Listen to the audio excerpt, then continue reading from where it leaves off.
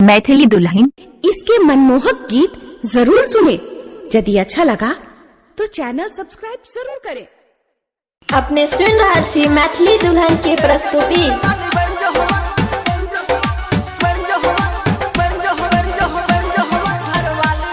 DJ सत्यम मदना बाजार।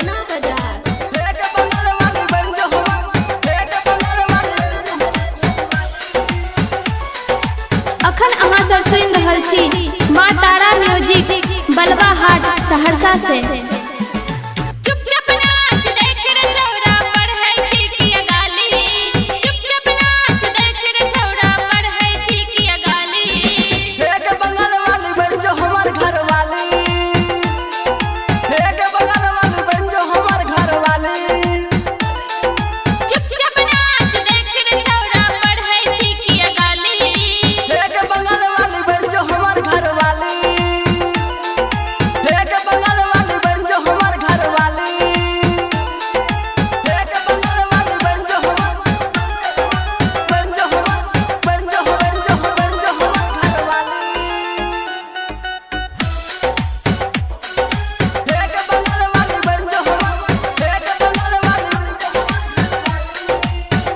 जदी बढ़िया से नहीं कर भी नाच गए के मुखिया उखड़ के मार तो बस गए।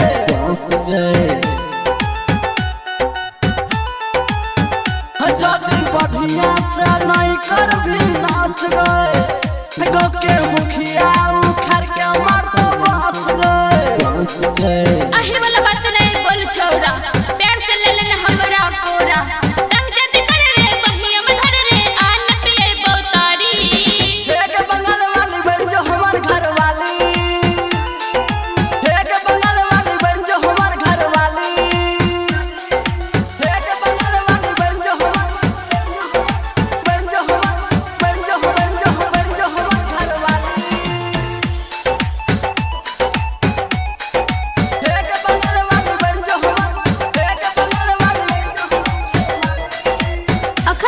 सुन रहल छी माँ तारा म्यूजिक बलवा हाट सहरसा से।